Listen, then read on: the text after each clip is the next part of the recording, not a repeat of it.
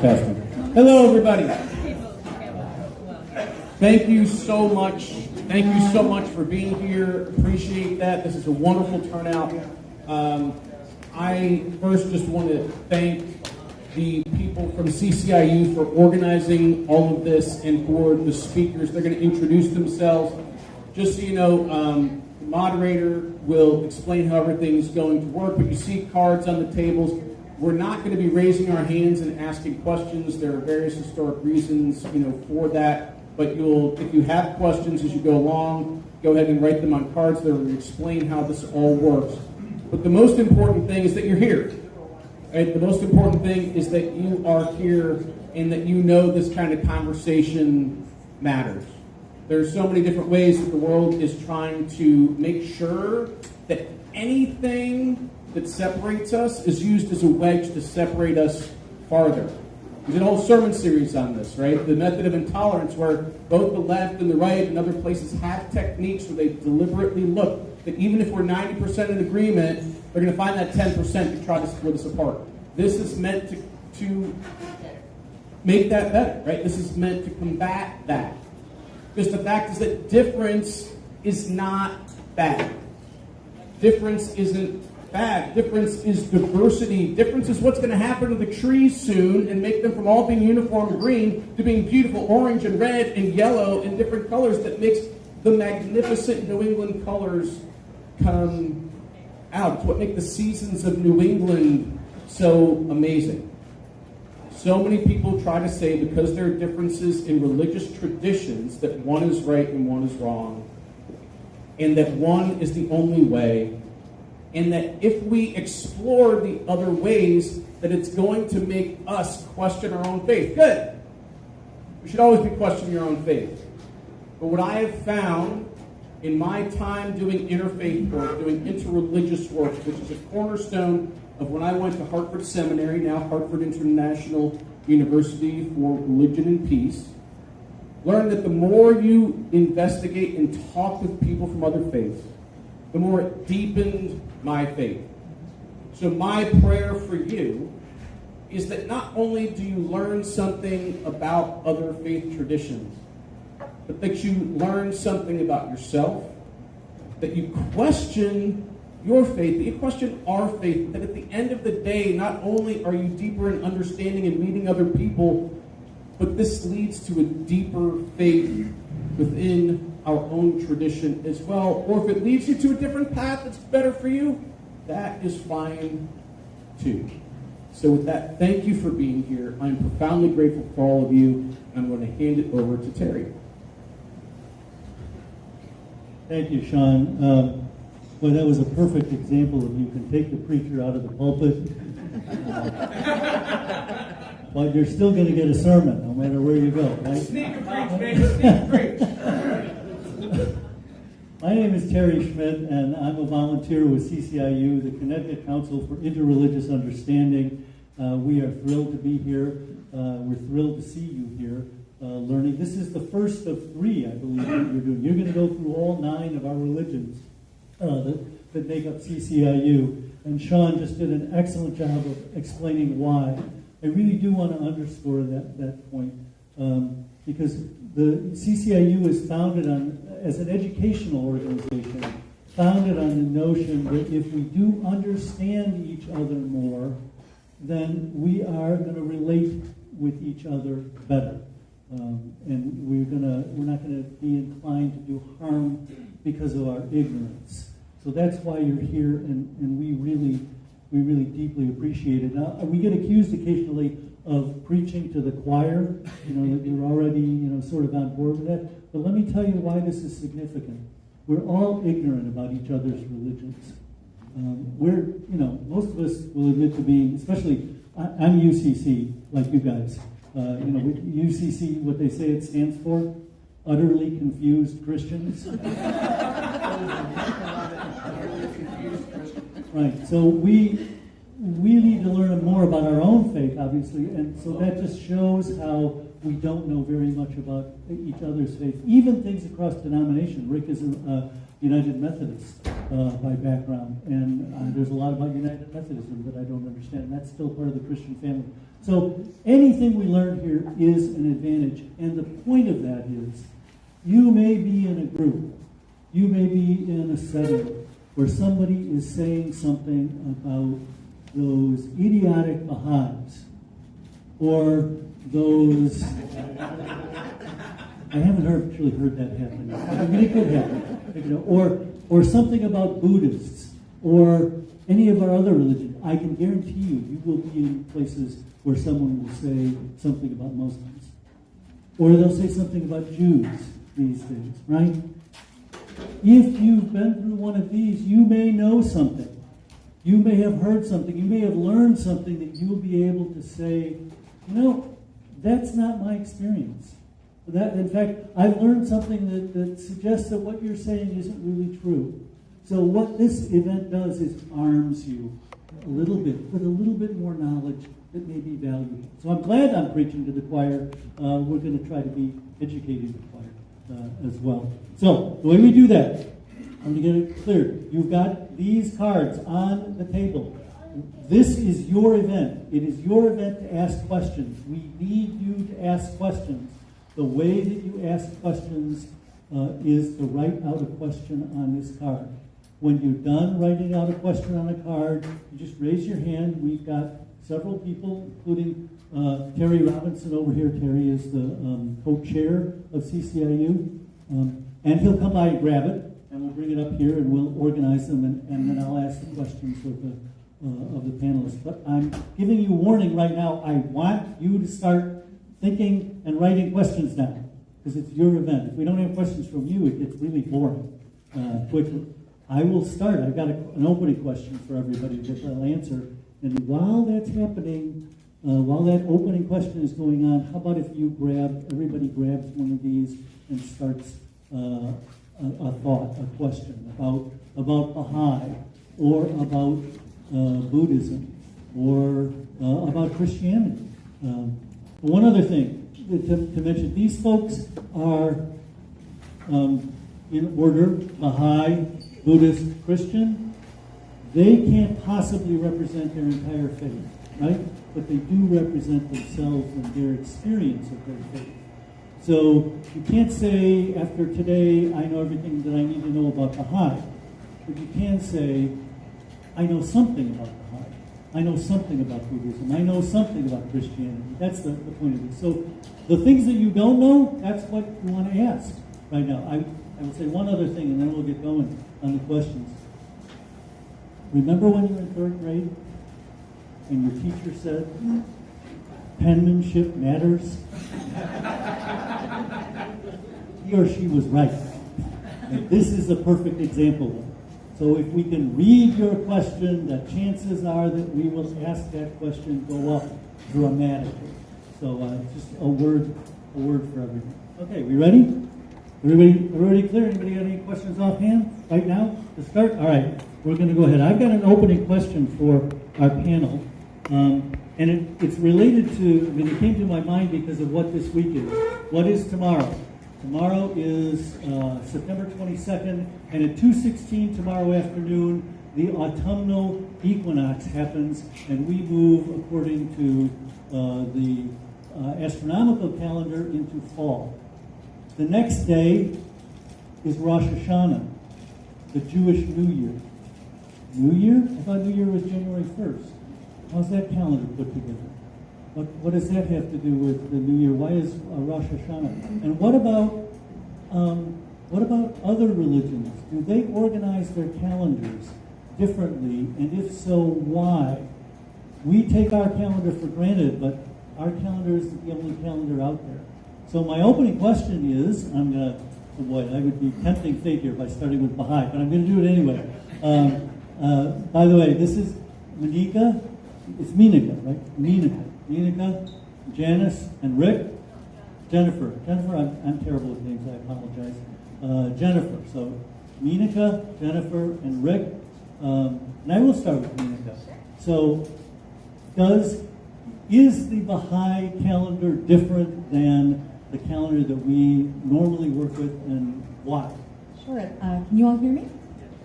Great question. We do have a Baha'i calendar. I appreciate that you named so many different significant days this week. Also, Earth, Wind, and Fire has a significant day today. Oh, yeah. Any fans? 21st of September? Yeah, okay.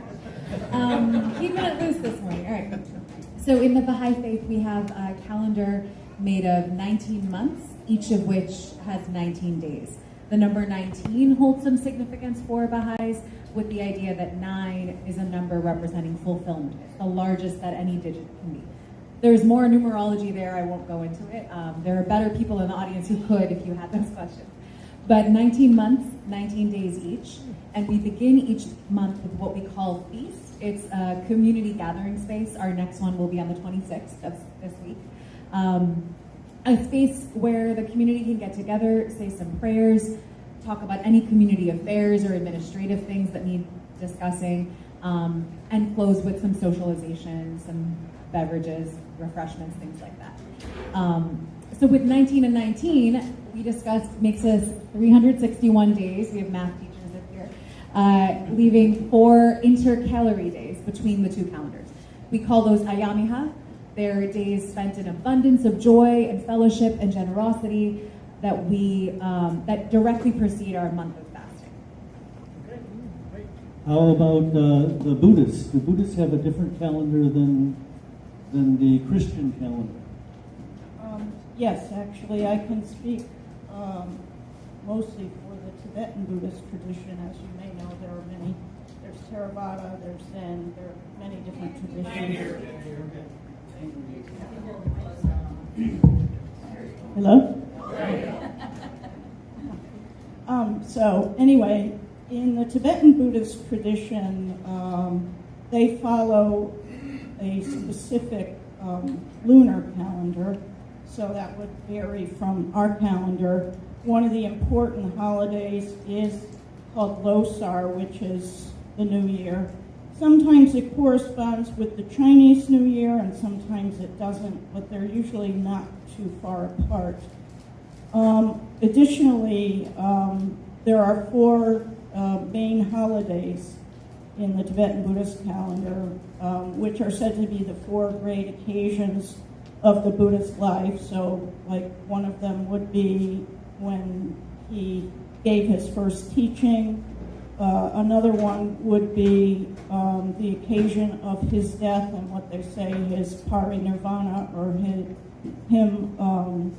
his ascension into nirvana. That's very complicated, but and there are a couple others. Additionally, there are days each month. It's quite a complicated calendar. I don't have a really good understanding because Tibetan astrology is very complex, and so sometimes you have a day that's repeated, like the first month, and the 15th day may come twice, or in the 3rd month, the 17th day may be omitted. So I don't have a good grasp of that, but yeah, so the 4 great occasions, and then each month there are various, say the 7th day of the month is an observation of doing practice for a great figure in the tradition called Padmasambhava. So there are various days. The Bodhisattva Tara, there's another day for her, so like that. You're going to have an answer to this too, Rick, but do each of these months and time periods have names? Are there 19 names? Yes, there are 19 names that are named after different attributes of God. So loftiness, sovereignty, dominion, things like that. Okay. In the Tibetan system, they just go usually by numbers, the first month, the second month, so Okay. forth. All right. Rick? Thank you. Yes, it's interesting. I worshiped here today, which was a great joy, and I know many of your members may be here. I was welcomed when I walked into the service today as to Merry Christmas. And it's interesting because I know this is a special month for this church to begin to celebrate what Christmas means as you lead up to December. But my wife and I lived in 6 different countries over the last 30 years. We've just moved to the United States about a year ago. One of the countries we lived in is the Philippines. That really does start celebrating Christmas in September. So I was reflecting on that. But many of you would know the Christmas holiday, the Easter holiday that's celebrated. Just a couple things to mention from my experiences of living around the world. I've been to many countries where we worship in a Christian Orthodox calendar. Ethiopia, Romania, Ukraine used to, but Ukraine has now shifted to the calendar we're familiar with. And that is where the holidays follow I think it's the lunar calendar. So Christmas is often a week later. The other thing is we know that most Christians around the world, and my wife and I, because we've lived in different places, we worshiped as Baptist, Methodist, Presbyterian when we lived in Korea, Evangelical Alliance when we lived in Thailand, always on Sunday. But many countries where I visited in my work with Habitat for Humanity are Islamic countries where the work week is Sunday to Thursday because Friday is a day of prayer. So Christian churches will often meet on Saturday. So around the world we follow maybe a slightly different calendar, but anyway, that's a little bit more. Okay, thanks. Appreciate that. We've gotten some questions. I hope that there are more coming. Here, there was one question that was asking about Jainism, which that's the right question, wrong week. I'm not sure when we're going to have our Jain panelists here, but Piyush will be here at least in a couple of weeks, I think. So save that question for the time that we have a Jain panelist. But keep coming.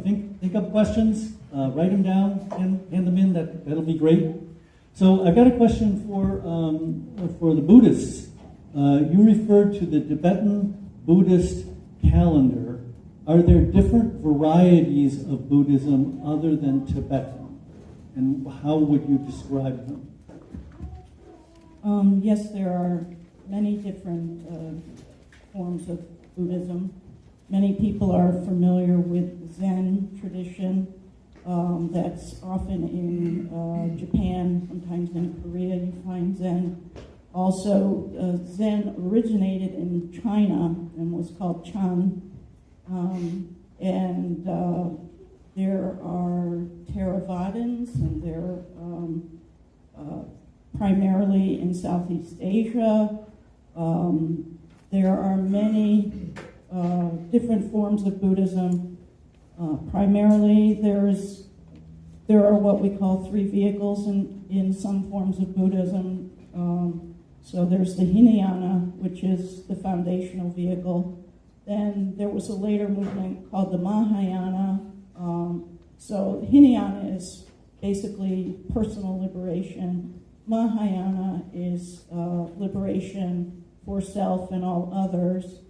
And then there's a school called the Vajrayana. And in the Tibetan tradition, we practice all three vehicles. I have to admit, I was in China about 10 years ago, and the number of Buddhas in China is stunning. There's one cave that has 10,000 carved out Buddhas in it. It is very impressive to see that. All right, here's a theological kind of question, and so everybody will get to answer this one. And you're not experts, you don't have to be experts, but it's an interesting question. The question is, how does light figure in each religion? How does the concept of light figure in each religion? Looking at, go ahead. That's a great question. I think there are a multitude of ways in the Baha'i faith that light is referred to. Light is often used as a metaphor for knowledge, for enlightenment, but also light can be, for example, the light that we have in our hearts, that we do our best to polish the mirror of our hearts so that our light is fully reflected out to others. And we can think of this as the actions that we take to make sure that we're not hanging on to attachments that feed our ego, even if they're well-meaning. How do we polish ourselves more and more to be giving to others? Light also we use as a metaphor for the Holy Spirit itself, for the manifestation, for the divine. Sometimes some of these prayers are written so poetically and so beautifully and just dripping with metaphor, but speak about the actual manifestation of God, Baha'u'llah, as light of God. God himself, coming down to us as a form of light. So I think light factors in so many ways.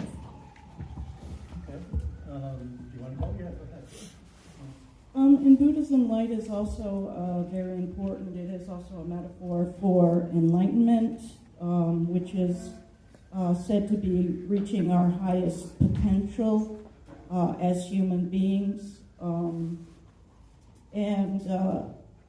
In our practices, in fact, when we visualize deities, a certain Buddha, or because there are more than one Buddha, a certain Buddha or a certain Bodhisattva or something like that, in the practice we typically visualize them as being bodies of light, and eventually in the practice we dissolve them into just pure light, and they enter our own bodies, and we see our bodies as light as well. Good. Yeah, it's interesting. The children's story today and Reverend Sean's message today had a lot to do with light. And it was about light being a way to see our path forward. What is the path that God wants us to take? And it was a reminder to the children that think about the path you take and follow that light that's filled with love, with compassion, with respect. And there's I can't remember the exact quote, but it was a quote from Martin Luther King that really has stuck with me, and that is, how do you drive out darkness? How do you drive out hate? Only darkness can do that. The way to drive out hate is with light, with love. And so I think light reflecting to love and reflecting to a path forward. Again, I'm not a theologian, but I think for me that really spoke to me today in this church. Something Rick just said just reminded me, I love that, the light and darkness and hate. It reminded me of another passage from the Baha'i Faith where we discussed that there is no entity of evil, there's no concept of evil, it's the absence of light. That darkness isn't something you can hold, it's the absence of light, the absence of love. And also, Rick's statements reminded me of a saying attributed to the Buddha, which is that hate never yet dispelled hate. Only love can dispel hate. Okay. So that's excellent, because it's some commonalities across, which is really good, because we've got an excellent question here that has the potential of stumping the panel. And I love that. Or it might just be enlightening for the panel. It's about what we share. And it's only two of you. What do the Baha'i and the Christian faiths have in common? The reason I say that might stump things is that that's assuming that our Baha'i guest knows anything about Christianity, or that our Christian representative knows anything about Baha'i. I don't know whether they do or not. We're going to find out, I think.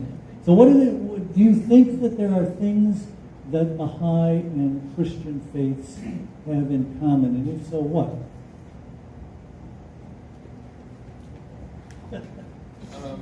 In the role that I have with CCIU, I have more friends who are Baha'i than I've ever had before in my life, so that's a joy for me.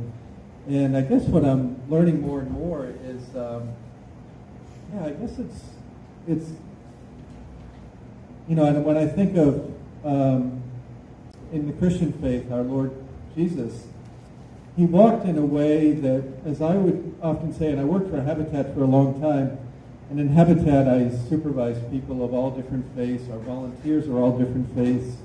The people that live in the houses we build are all different faiths. And I used to describe it as as a Christian organization, as Jesus did, we draw a circle that includes everybody. And I think as I get to know Baha'i faith, I think Baha'is, while the scriptures and the people we worship may be different, the message seems to be similar in that everybody deserves respect. Everybody is important. And we have a lot more in common than we have differences. I would wholly agree. It's ironic, I was raised as a Hindu and then I became Baha'i when I graduated college.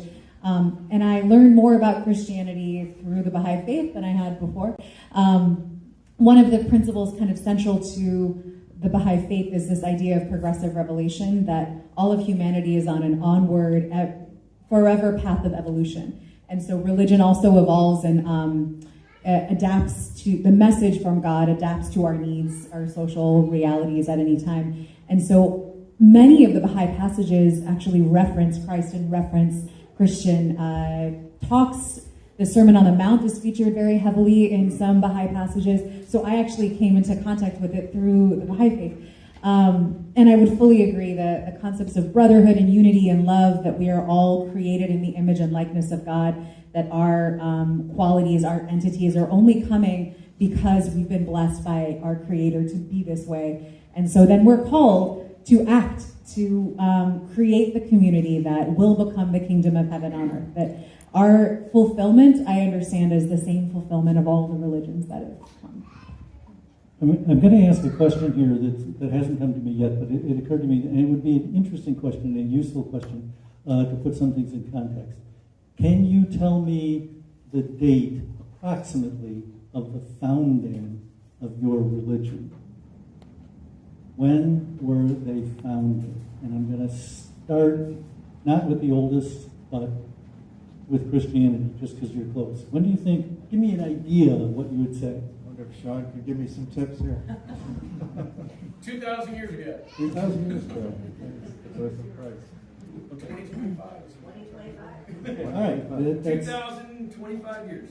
right, which is why the Rosh Hashanah is celebrating 4,007 or something like that. Anyway, how about Buddhism? Well, the Buddha was an actual person like Jesus, and the Buddha lived almost 2,600 years ago, and then it took, several hundred years to become more organized. It goes back 2,600 years. Okay, good. Hi. Not stalling, I promise. Okay. So please, Baha'is in the audience, fact check me. Dates are difficult because of calendars, as we discussed, but the year 1844, late spring, April to May, in a garden known as the Rezvan Garden, Rezvan meaning divine springtime. The founder of the faith, Baha'u'llah, declared his mission, his status as the latest manifestation of God. Okay, thank you. That sort of puts things into context. So we have a question that starts with a Christian, not ritual, but a Christian activity that is critical to Christianity, and asks if there's anything similar in Baha'i and Buddhism. So it's baptism. Baptism is a rite in Christianity. It's a welcoming event. And you can get into arguments among Christians, and this can go back lots of years, about whether you do adult baptism or whether you do infant baptism. But basically, everybody understands that baptism is an event that welcomes and accepts a person into the faith. Is there something similar in Buddhism? Is there something similar in Baha'i? Yes, in Buddhism we have a ceremony called the refuge ceremony, in which the person taking refuge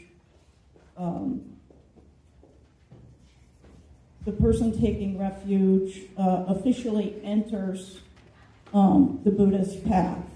And what they're taking refuge in is they're taking refuge in the Buddha, the Dharma, which are the teachings of the Buddha, and the Sangha, and the community of practitioners.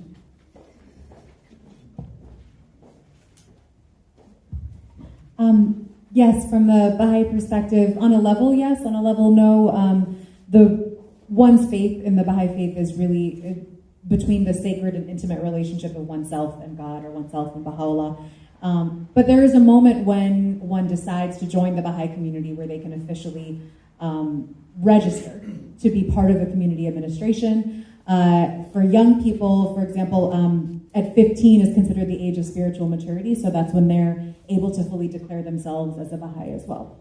So in Baha'i, in particular, it's only adult. You don't do things with children. There are absolutely children's activities, and Well, Baha'is but you don't baptize a child and say, okay, that child. You don't baptize a child, no. And there isn't a formal baptism ceremony. It's more in one's heart. If one has accepted Baha'u'llah, then you're a Baha'i, and it's on you if you want to then join the community. Okay. All right. Excellent. All right. So now I'm going to ask one that has come in. It's a tougher one. It's theological. It's actual. It's all sorts of things. It's a lovely question. This person says tolerance, kindness, friendliness, all that stuff. That's all wonderful. But how do your faiths address and try to solve actual inequality and suffering? That's an interesting question. Okay, so it's nice to believe things, but how, what does your faith have to say or to invite you to do or expect you to do to solve actual inequality and suffering? I'm going to ask for a volunteer because I don't want to impose this on anybody. Yeah, okay, you good? Yeah, I love this question. It's beautiful and powerful and timely. We're called on to be acting, to be building community, to be creating relationships. So we would actually be not living a full Baha'i life if we had these beautiful thoughts and feelings and had nice friendships but didn't manifest them in ways that actually changed our reality. So there are some, charted out activities that Baha'i communities that participate in, like classes for children, spiritual circles. We call them study circles, but they're spaces to kind of study the Word of God together. Junior youth groups, which empower young people to take charge of their own community development, service projects, things like that. And devotional spaces, where the more that we pray together, we raise our capacity to understand a deeper level of problem solving. But ultimately, we're called on to be engaging in social action kind of all the time. On a more tangible and practical level, one of the things about the Baha'i faith that really I continue to be astounded by is there's a built-in concept of wealth redistribution that as we reach a certain level of wealth, we then, beyond that, we pay something called hukugullah, which is like the tax of God. We pay that into a fund, which then gets redistributed into spaces that need that money the most. For example, disaster relief programs, other things like that. And so it kind of, because that amount of giving is based on what is sacrificial to our life, it becomes a wealth redistribution process to actually dispel income inequality or economic inequality. That's just one example. Excellent. Okay. In Buddhism, the assumption is that all beings, all living beings, have the potential for enlightenment, and that actually our true nature is enlightened, and it's a process of uncovering what we already have. There's also a group of teachings called Lojong. One of the very important principles in Buddhist practice is definitely compassion. There's the four immeasurables, what we call the four immeasurables: loving kindness, compassion, joy, and equanimity. And through our prayer, every day as part of our prayers, we say the four immeasurables. Also, there's a lot of support. It's thought that putting others before yourself is an extremely important thing to do, and that is part of the Lojong teachings, what they call, literally translates to mind training. So training our minds to be more giving, to be kind, to put others before ourselves, to have compassion. The goal is to have compassion such that you see every other being as your precious only child. Like, you try to love other beings as if they were your only child. So that motherly love is featured there. As I hear that, I hear that the approach to these kinds of issues is an individual approach. Individuals have to make decisions to accept other folks, as opposed to organizational or corporate. Would that be accurate, do you think, in terms of, is there a Buddhist social action committee anywhere? Actually, social activity is very common in the Zen tradition. It's a little less common as an organized thing in Tibetan Buddhism, but there are many, many programs. There are a lot of Tibetan refugees, for instance, in India. There's a lot of programs to help educate these children. Most Tibetans were poor people to begin with, and so there is the idea of giving to support the community. I hope that's nobody's house. But Rick. Yeah. I think the more I've gotten to know all 9 faiths a bit better, there is so much in our scriptures of all 9 faiths that speak about, this is almost a common ground for all 9 faiths, I believe, actually. The key is, how do we live that out? I was living in Asia in 2004 when the Indian Ocean tsunami hit 4 countries. Very, very bad. So, and they were prominently a Hindu country. It hit India, it hit Sri Lanka, prominently Buddhist country in Thailand, and a prominently Muslim country in Indonesia. And it was interesting. I was on the ground in all 4 of those places, and all of the faiths were there, even if that faith wasn't the majority in their country. So you had Muslim organizations working in Thailand, and Hindu organizations working in Thailand and Sri Lanka. And I think that's, so you could see it there. The key is, how do we live that every day? I think that's the challenge.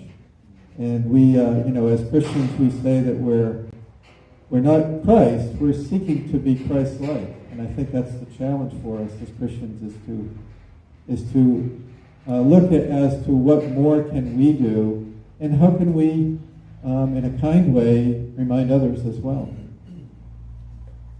Thank you. All right, now we go to an easier one, non-theological, but educational one. The question here is, are there sacred places, special sacred places and it's asking specifically in the Baha'i tradition, but I think we should answer this all the way across, because there are interesting answers here. I know a little bit about this. But go ahead. We'll start with Baha'i. Are there special places other than, say, Evanston, Illinois? Okay. Sure. There is the Baha'i, the way to do this with the least words, the central governing body of the world, the Baha'i world faith, is in Haifa, Israel. And at that site is also many holy sites for Baha'i pilgrimage. It's part of where the shrine of the son of the founder of the faith, Abdul Baha, his shrine rests there. The shrine of the predecessor to the founder of the faith, the Bab, his shrine is also there. And a number of other sites that were part of the early days of founding the faith. We can go deeper into history if you want, but one thing I'll say from a personal place, across the water in Akka is what used to be a prison city, where in the Ottoman Empire, those who were considered enemies of the state were held prisoner. Baha'u'llah was one among them, and his former prison cell is one of the sites of pilgrimage. And having been on pilgrimage, for me, growing up as a Hindu, you asked about how old our religions are. As a Hindu, I had no concept to the beginning of religion. Just, it's so deeply ancient, before when people were writing on palm leaves, and even before then. To then entering a religious tradition where I can give you the date, I can give you 1844. Not only that, I can stand in the cell where the founder of my faith stood. I can rest my head on the floor where I knew he sat, and I lost my way in tears that day. So that experience is incredibly sacred, incredibly special for Baha'is to be able to connect with the founding of their religion. I'm going to circle back to you in a bit, but let's hear from some other folks. Are there special places in Buddhism? Absolutely. Some of the special places include a site in Lumbini, which is now in Nepal, which was, at the time of during Buddha's lifetime was part of India. And then there's a very, very special place called Bodh Gaya, which is said to be the site where the Buddha became enlightened as he sat under a Bodhi tree. And the tree that is there now is, I guess, how do we put it in plants? It's a child of the original tree. And there are many, many, many sacred sites for Buddhists of varying traditions. There are great stupas in many places in Asia, which are considered reliquaries, and the actual shape and the construction of the stupa. So wherever there's a stupa that's considered sacred, it represents the mind of the Buddha. So. And there are sacred mountains and so forth, thought to be the abode of various deities. Right, Rick? And many of you may know more than I would in this area, but certainly in Israel, there are many, Bethlehem, the birth of Christ, many of the stories we read about, especially in the New Testament, but also the Old Testament, there are actual places we can point to, the Sea of Galilee, any of those places. Now, certain denominations may also have places. Obviously, we know Rome is the home of the Catholic Church. But it's interesting. Having lived most recently in Eastern Europe, for me, it's seeing some of the churches in places where Christians hundreds or thousands of years ago would have walked. To Manaka's point about being able to understand the history, it was real. There were real people there. I find visiting some of the older churches and hearing those stories is also equally as important. Excellent. All right, I'm going to circle back to you, Minika, just because I want you to talk about Jerusalem, because I believe Jerusalem has a special place in Baha'i. I could be wrong about that, Terry? Don't say anything. Can you help me out, Terry? You're on your own. All right, forget I asked the question. I can talk more largely about the sites in pilgrimage without, I'm not versed enough on Jerusalem and connection to the Baha'i faith, but I can talk about other parts of, that's okay? Okay, yeah, go ahead. Sure. So pilgrimage itself is a 9-day experience. Begins in Haifa, like I mentioned, on Mount Carmel is where the shrine of the Bab and the shrine of Abdul Baha is currently being built. There's an older one, there's a newer, more honorific one that's under construction. So your pilgrimage begins there, moves through, you actually follow the process of exile of Baha'u'llah through imprisonment in the Ottoman Empire, through Akka and into Bahji, which is another small city right in the vicinity, where he passed or ascended, and his shrine is also there. That shrine is where all Baha'is turn toward in their morning prayers. Just like in Islam that Muslims turn towards the Kaaba, we turn to the shrine of Baha'u'llah. And so that whole experience is intended, like Rick mentioned, to connect you with your history. Yeah. Okay. Excellent. Thanks. All right. So some folks talk about the Abrahamic religions, Islam, Judaism, Christianity. And part of the reason for that is that all three of those religions live by the book. They have a book, a central key book that they follow, and there's some continuity there. The question here is there a central set of scriptures in your religion? And we're going to start with Baha'i again, and then we'll go to Buddhism. I've been talking it all today. Yes, there is a central set of Baha'i scriptures. There's not one text. It's voluminous. As I mentioned, there was a central governing body, the Baha'i World Center, that sits in Haifa that really does the work of curating and moderating which texts, their translation into various languages. There are now Baha'is in almost every country in the world, so they kind of manage that translation process and also authenticating which texts are truly from the founder of our faith, from other central figures of the faith, and which others are beautiful thoughts by Baha'i practitioners.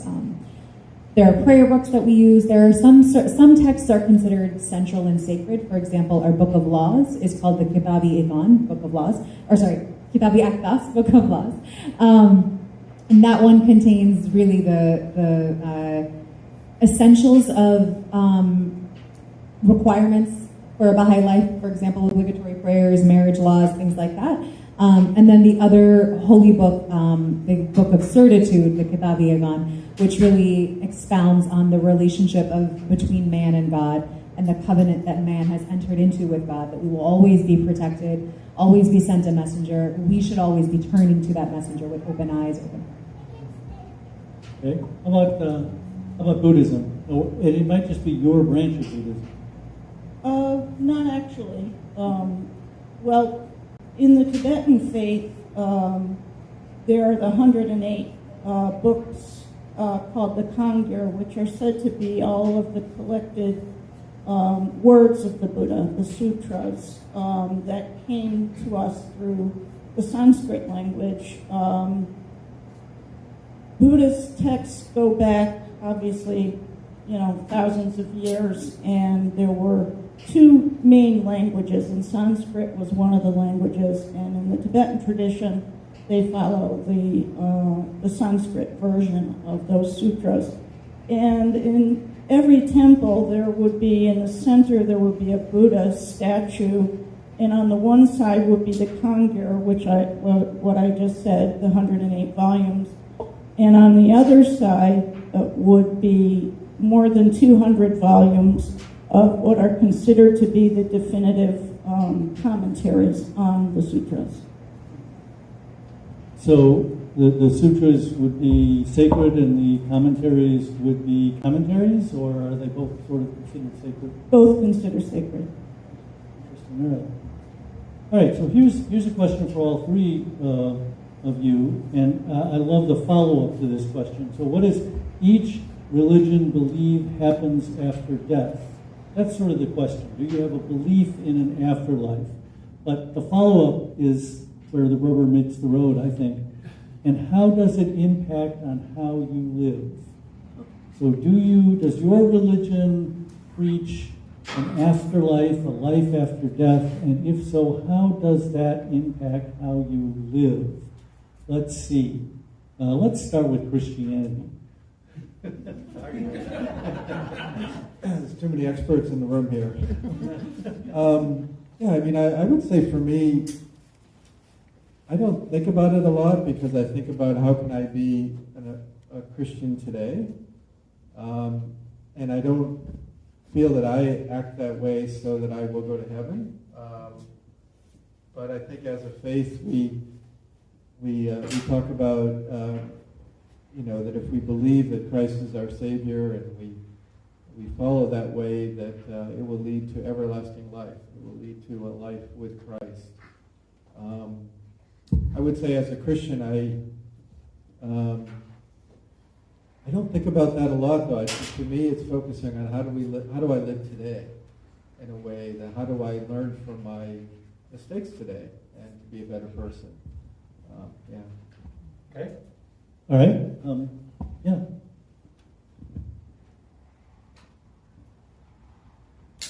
Yeah, I would say that in Tibetan Buddhism, death is very important, and we're sort of always considering that we are preparing for death because they use a system of karma, cause and effect, and rebirth, reincarnation. But there's also the here and now. The principles that we practice, like the Lojong teachings and compassion and so forth, will be important to us at the time of our death, but they're important to practice here and now. And you can reap the benefits of your virtue in subsequent lives. Or also death is very important because it is said to be an opportunity that is very rare, in which we have the opportunity to achieve enlightenment. And in Buddhism, there is reincarnation, but there is a period of 49 days that are said to be the Bardo period, in which we don't call it a soul, the mind stream is in an in-between state, and then would reincarnate according to their abilities and their, meditational abilities, as well as their karma. Okay, how about Baha'i? One of my favorite Baha'i passages is where Baha'u'llah tells us that I have made death a messenger of joy to thee. Wherefore dost thou grieve? Elsewhere he tells us that the next world is closer to us than our life vein. So the idea that we could be surrounded now by the souls and the spirits and the loving guidance of those who have passed on to the next world. One of the metaphors that I've also heard is that this world is like a spiritual womb for the next world. So here, if we think of as a fetus in development is developing the limbs and the lungs and all of the organs that they won't use in that space, but they'll use in the next one. So here we're developing the spiritual qualities and the capacities. So our life now is guided by knowing that this moment together, as beautiful as it is fleeting. Our true purpose is to be on an ever closer journey to God. So in order to march on that journey, we need the spiritual capacities. We need generosity. We need love. We need companionship, fellowship, all those good things. And then one last thing, because as a math teacher, I can't let it go. When I learned about an asymptote in calculus was when I felt the most evidence of God. That idea that you can get closer and closer and closer forever and never fully be one, and yet at every stage there's refinement and there's development of capacity. You can cut that distance in half and cut it in half and cut it in half. And each time you're growing in some way, but you know that this is your true purpose. It's not these moments here. Sure. By the way, I think that's a wonderful and interesting analogy. I stole it from Einstein. It's not. Okay, all right. Well, that's a good person to steal it from. I just also wanted to add that in Buddhism we have something called the 6 paramitas, otherwise known as the 6 perfections, and these are a guide in how to live. So there's generosity, which is very, very highly valued. There's patience, there's ethics, there's diligent or joyful effort, there is meditation, and then finally achieving the wisdom of the Buddha. All right. Here's a question, an easy question, but an interesting question for everyone. And I don't know the answer to it, although actually, you've already told us part of it. Did you grow up in the faith that you're speaking about, or did you choose it? And then the guts of the question really is, if you chose it, what led you to your choice? How did you get there? So, Rick, I kind of suspect you grew up in, I don't know, the Methodism, but anyway, but go ahead and answer it anyway. I did grow up Methodist. My parents were members of the United Methodist Church. My mother grew up in Manchester, Connecticut, but I grew up mostly in Massachusetts. But, in the last 30 years, I've worshipped at Presbyterian churches, Evangelical Alliance. I was baptized as an infant, but then I was baptized as an adult in Thailand at the Evangelical Church. It was kind of a rededication after a health issue that I had overcome. But in the church we belonged to in the Philippines, it included probably 50 nationalities, and probably every Christian denomination. So one of the things I've learned through that is that growing up United Methodist, I'd rather say I grew up a global Christian, because I found that sometimes our denominations they're important, but we've got to make sure they don't create barriers for our faith. Okay. Yeah. Originally, I grew up in a Catholic household. I turned to Buddhism in my late 20s. I was always interested in Eastern philosophy, and I knew I wanted to learn to meditate, and I didn't really know what that was, but something told me that I wanted to learn that. And so through seeking guidance in meditation, I eventually found Buddhism. And the reason that I decided to become a Buddhist is because I felt for me personally, that Buddhism really gave me a lot of ways through meditation of working with my mind and working with what they call the kleshas, our faults.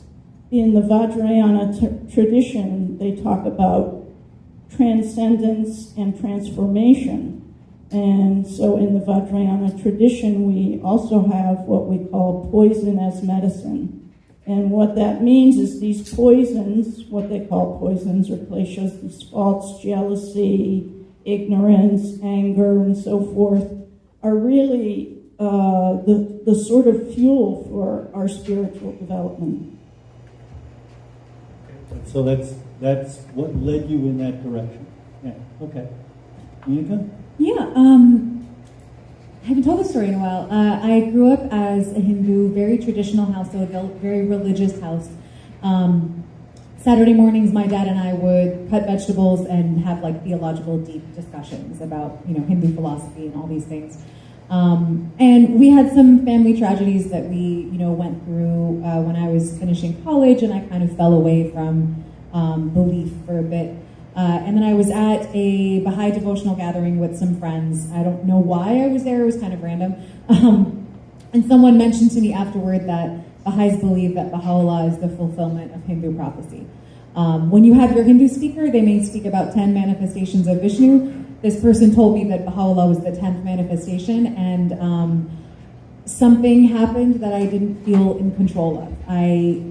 I knew that I believed him. I didn't know why I would, but it felt like someone was telling me what my name was, and it was that true and frightening. And I immediately started getting mad at everybody in the room, because if you just heard this phenomenal information and you're just sitting there playing the guitar, like, what's wrong with you? So it was a little tumultuous at first, but then I think I believe now that my Hindu upbringing really led me to that fulfillment, that Baha'i faith, and then studying and investigating cognitively, intellectually confirmed that belief in my heart. How old were you when this all happened? 21. Not too young. Okay, all right. I thank you for those personal stories. Those are helpful, I think, for everybody here. So I got a couple of questions that are, one's focused on Baha'i, and a couple of them focused on Baha'i, and one's focused on Buddhism. And the first one is, and this is outside of my understanding or knowledge base, have you ever met Rainn Wilson? Is that an important Baha'i? Rainn Wilson played Dwight on The Office, and he also is a Baha'i. I met him once. He would not remember me. He came to, I think, a barbecue at someone's house in New York when I was living in New York City. But more significantly, I taught with a former community member of Rainn Wilson. She, had lots of funny stories shared on it. So that just shows how limited my experience is. I'm thinking this is some theological guy, and I don't do TV, so I had no idea who this person was. Okay, everybody else knows. I don't. Do you, and I think the answer to this is yes, do you have a comparable figure to Buddha or Jesus in Baha'i? If so, who it is and why? Because I've heard 2 or 3 different possibilities. Yeah, absolutely. It's a great question. So the founder of the Baha'i faith is Baha'u'llah. And from the Baha'i perspective, I mentioned this covenant briefly, but man has entered into a covenant, man meaning mankind, women, all the people, has entered into a covenant with God, that God will always be there to protect us by sending us these messengers through time. And it's our job to turn to them and accept them fully. So from the Baha'i perspective, we see Christ as the manifestation of God. We see the Buddha as the manifestation of God. And the Prophet Muhammad, all of these. So Baha'u'llah is the latest in a fulfillment of messengers. Okay. All right, excellent. So that would be the comparable figure in that. Okay, that's super. All right, now a Buddhist question, or a question for Buddhism. This is an interesting one. I've never heard this before, but you might have heard it all the time. What do you think of the theory that Jesus was bringing Buddhist teaching to the people of the Levant? that area of the Middle East. Have you ever heard that? Yes, I've heard that theory. It very well could be. I see great overlap in the teachings of Christ and the teachings of the Buddha. I would say that we don't have enough evidence to know for sure, but I think it's quite possible. Okay, so that actually, to me, kind of naturally leads into the question of acceptance and understanding of other religions. So, could you talk about how Christianity looks at and or respects other religions, and each one of you, and I may press you a little bit on this, but let's start with Christianity. There's no easy answer to this one. I think from my experiences and having worked for 35 years for a Christian organization, Habitat for Humanity, as I said, who works with people of all faiths and respects people of all faiths. We select families for homes regardless of a faith background. I felt that was truly living out what Christ would do and being welcoming people regardless of their economic background or what job they had. Now, I do think within the institutions of Christianity, we probably have found a way to divide. But I think from my experience, especially living in many places where Christianity was a minority, I felt it was an opportunity for us to really live out that demonstration of, as I said, Christ drawing a circle which includes everybody. Anyway, that's my personal experience. Okay, personal experience sounds good. Yeah, go ahead. For me, I would say that I was taught very emphatically when I became a Buddhist that you respect everyone else's religion. We don't believe in proselytization, and we believe that you should be very respectful and not talk negatively about other religions. Okay. From my understanding of the Baha'i perspective, I talked a little bit about some of this already with just the acceptance of all of these religions as renewal from God. I think socially, in terms of cohabiting a space, that absolutely would agree with both of you that we're told that if any time that religion is a source of discord, that religion should be abandoned. It's not true religion if it's causing disunity. It's intended to unite. It's intended to create love and bond. So we wouldn't act in any way that's intolerant or create any type of community that pushed out one religion over another, and actually see truth in these religions that there really is only one God and one people, one universal common faith that we're all participating in our different ways. I've got to push a sociological, socio-psychological issue here in relationship to that. About 30 years ago, a historian, Martin Marty, was in charge of something called the Fundamentalism Project. And it was supposed to be a study of fundamentalism. And most of us, when we hear that word, we think of Christian fundamentalists, very conservative Christians who are very exclusionary. Okay, they're very antagonistic to other religions that don't believe exactly what they do. Anyway, it's supposed to be a study.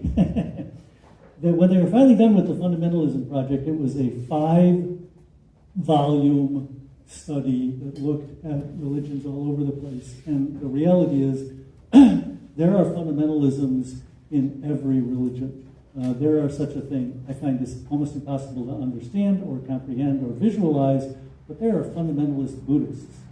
Hard to believe, but they are. They exist, and they're documented in this. I've never heard of fundamentalist Baha'is, but you don't have to go very far or look very hard to find fundamentalist Hindus these days, for example. So that's an interesting tendency across sort of the spectrum. And to hear you all three of you as examples that you don't find that to be a central tenet of your religion as you experience it at all. It exists, but it's interesting. So sort of along those lines, let's parse things. This is a question from someone here. We're going to focus on you, and we're going to say, what does Methodist differ from other Christian churches? Say, for example, the UCC, either theologically or in terms of sacraments or rituals or anything else. Yeah, I'm probably not a good Methodist because I was married in a Presbyterian church. Our children were baptized in other denominational churches. So, but I think, I think the denominations, from my perspective, having worshipped in different denominations, most recently Baptist in Slovakia, they all have their strengths, and the structure and maybe some of the activities. I think those are all good. I think what I like about United Methodists is I truly believe the world is, and I think Methodists and UCC probably have a lot of similarities. Interestingly enough, my wife and I worship at a Korean church now in East Hampton, which is where we live, which is part of the Global Methodist Church, which is they divided from the United Methodists. So interesting, I grew up United Methodist, now I'm worshiping in a different church. And I could say that we're there because we're part of the Korean community. There are things that, even last Sunday, that are said that I don't truly believe in. But for me, I believe the church is really about the people, the family, the community. And we are different. And that's how we grow. And I think one of the challenges in the world these days is we tend to gravitate to hear things we want to hear. We actually need to hear things we don't want to hear sometimes.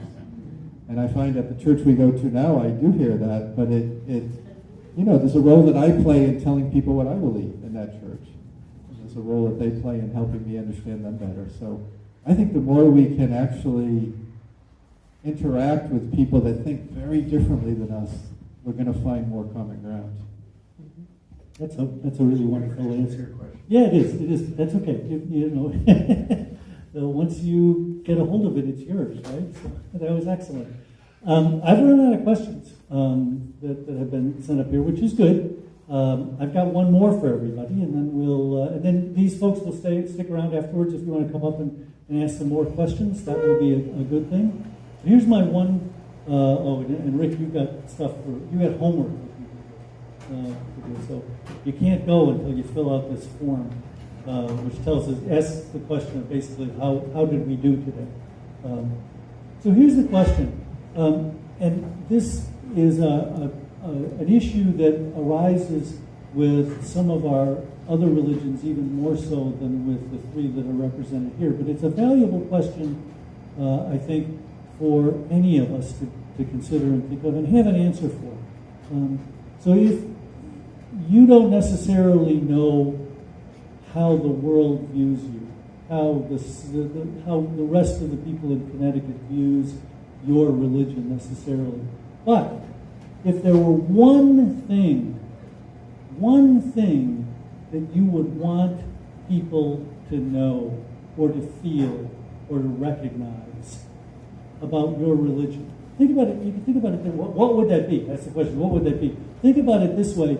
If someone came up to you and you were meeting them for the first time and you had a friend introducing you and saying, oh, she's a Buddhist, what would you want the new person to go, what would you want to be in their mind about Buddhism or Baha'i or Christianity? What's one thing you would absolutely want them to feel about you in their faith? I think the concept of oneness, whether we're talking about the equality of women and men, lack of prejudice between races, lack of extreme disparities of wealth and poverty, that all people are one, that all of our essence, our spirit, what makes us connected, we're one. We're not even in a pluralistic space. We're together here. We're on the same road together. And how we understand that, how we interpret that, I think could be up to a lot of space, but I would hope that anyone who came into contact with Baha'is or with the Baha'i faith would walk away knowing that oneness is the most really essential underpinning foundation. Okay? I have a similar idea in Buddhism, which is Buddhism emphasizes how we're the same and says that the differences are kind of minor, that we all have feelings, we love, sometimes we hate, we suffer, we feel pain, and through that we are united, and to realize that hurting another is to really hurt yourself. Okay. Rick? Before I do that, the form you're getting is just 4 simple questions about what have you feel like you've gained enough some new knowledge today. You feel like you've been equipped to maybe tell others about the other faiths you've heard about, and then just a couple more questions. It helps us to improve on this, and also to just understand what we've done well and what we need to improve on. So thank you. It's interesting. I've been looking at this poster on the wall over here. Love will hold us together. And in some ways, I would want people to know that Christians are filled with a respectful and unconditional love. It doesn't mean that maybe we live it every day, but that's what we desire.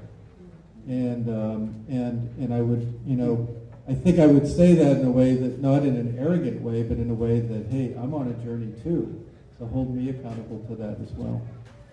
Reminds me of the song that we used to sing in youth, they'll know we are Christians by our love. Right, anyway. Okay, so we're done here. I want to thank you for being a good audience and having some wonderful questions. Sean, I'm going to invite you to come back up here in case there's anything that you want to add, since this is part 1 of a 3-part operation. And thank you for hosting this. Thank you very much. I appreciate it. Thank you. Thank you. Thank you very much. I promise I won't do a sneak and preach again, for this one. Thank you very much for being here. The next one of these will be October 5th, and then the third one will be October 19th. I hope this is meaningful to you, and I hope you do complete the survey that they asked, because they've really put a lot into this, and I know they appreciate the feedback that we can immediately incorporate into the next 2 sessions as well. So please, hope we see you at the next 2 if you enjoyed this or got something out of that. But also, please let other people know about it. It's a great group here, but please let other people know about it as well, because just knowing about it, even if they don't attend, matters today. That these conversations are taking place. So thank you, everybody. Enjoy the rest of your day. Thank you so much to the panelists, to CCIU, the leadership, and everybody else.